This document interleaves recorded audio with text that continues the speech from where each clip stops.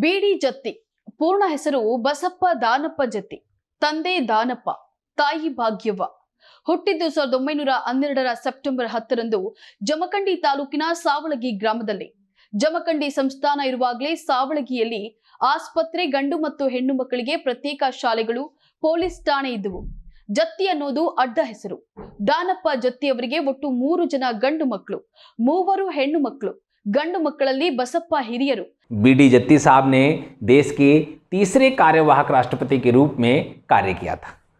हालांकि बीडी जत्ती साहब देश के 5वें निर्वाचित उपराष्ट्रपति थे। दोस्तों, जब आप बीडी जत्ती साहब का जो जीवन परिचय आप पढ़ते हैं तो आपको काफ़ी इंटरेस्टिंग चीज़ें आपको देखने को मिलती है। बागलकोट नाम का स्थान है, वो कहाँ पर है? वर्तमान में कर्नाटक के अंदर पड़ता है। और उस समय जब इनका जन्म हुआ था, उस समय ये स्थान आपका जो है मुंबई प्रांत है, उसके अंतर्गत आता था। दोस्तों, बीडी जत्ती साहब ने सबसे पहले हम बात करें तो राजनीति में प्रवेश पालिका के, यानी कि जो हमारी नगर पालिकाएँ होती हैं, उनके सदस्य के रूप में किया था। दोस्तों, फिर वो एमएलए बने। एमएलए बनने के बाद में सचिव बने। सचिव बनने के बाद में हम बात करें उप मंत्री बने, फिर कैबिनेट मंत्री बने, फिर मुख्यमंत्री बने, फिर उपराज्यपाल बने और फिर राज्यपाल के रूप में भी कार्य किया। दोस्तों, उसके बाद में बीडी जत्ती साहब भारत के उपराष्ट्रपति निर्वाचित हुए। और दोस्तों, उन्होंने कार्यवाहक राष्ट्रपति के रूप में भी कार्य किया। यानी कि आप ये बात समझ सकते हैं कि कितने, हम कहें, बिल्कुल निचले स्तर से लेकर जो ऊपरी हमारे जो संवैधानिक पद हैं वहाँ तक बीडी जत्ती साहब ने काम किया। 1958 से लेकर 1962 तक मैसूर के मुख्यमंत्री बने। 1962 के बाद में वापस मंत्री के रूप में इन्होंने काम किया। लेकिन 1968 से लेकर 1972 तक, जिसको हम पहले पांडिचेरी कहते थे, वर्तमान में इसका नया नाम है पुडुचेरी, जो 2006 में स्वीकृत किया गया, पुडुचेरी के उपराज्यपाल के रूप में। आगे इन्होंने राज्यपाल के रूप में भी काम किया 1972 से लेकर 1974 तक। उड़ीसा के राज्यपाल के रूप में कार्य किया। ये राज्यपाल के पद पर थे। इसके तुरंत पश्चात इनको क्या बनाया गया? उपराष्ट्रपति।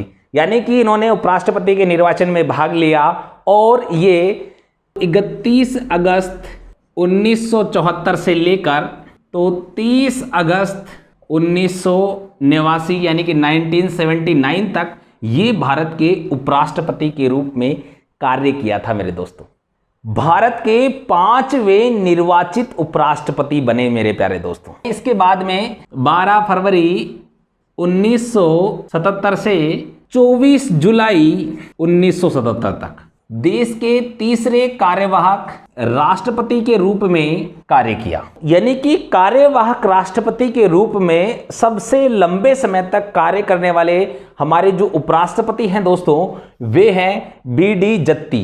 एकमात्र कार्यवाहक राष्ट्रपति जिन्होंने प्रधानमंत्री की नियुक्ति की तथा शपथ दिलाई। भारत के सबसे महान उपराष्ट्रपति भी आप इन्हें कह सकते हैं दोस्तों, क्योंकि इनकी विशेषताएं बहुत ही प्रबल थी। इनकी डिसीजन लेने की क्षमता बहुत ही ज़बरदस्त थी। सही को सही और गलत को गलत कहने की क्षमता रखते थे बीडी जत्ती साहब। हालांकि मैंने आपको एक स्टोरी के रूप में बीडी जत्ती साहब के बारे में काफ़ी विशेषताएं बताई है कि किस तरीके से इन्होंने नगर पालिका के सदस्य के रूप में शुरुआत करते हुए भारत के उपराष्ट्रपति के पद तक पहुँचे और वहाँ से कार्यवाहक राष्ट्रपति के रूप में भी इन्होंने कार्य किया। ये अपने आप में बहुत ही बड़ी बात है दोस्तों। एक कहानी याद आती है, शायद आपको भी आती होगी, एक कछुए और खरगोश की, कि व्यक्ति को जीवन में लगातार प्रयास करते रहना चाहिए। यानी कि यदि आप कछुए की चाल से चलते हैं तो एक दिन निश्चित सफल होंगे। हमें बीडी जत्ती साहब के जीवन से एक सीख लेनी चाहिए कि जीवन में निरंतर प्रयास करते रहना चाहिए, सफलता अवश्य प्राप्त होगी।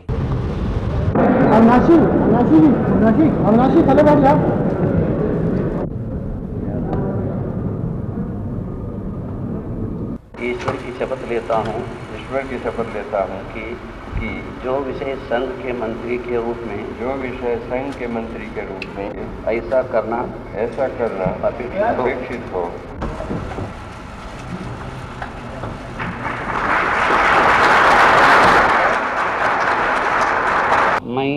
मैं जगजीवन राम सत्यनिष्ठा से प्रतिज्ञा करता हूँ कि मैं विधि द्वारा स्थापित भारत के संविधान के प्रति संसूचित या प्रकट नहीं करूँगा।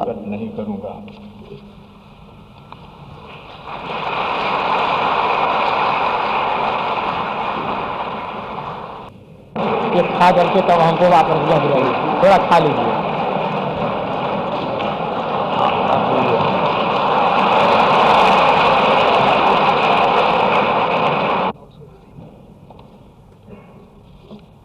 मैं विधि द्वारा स्थापित भारत के संविधान के प्रति सच्ची श्रद्धा और निष्ठा रखूंगा।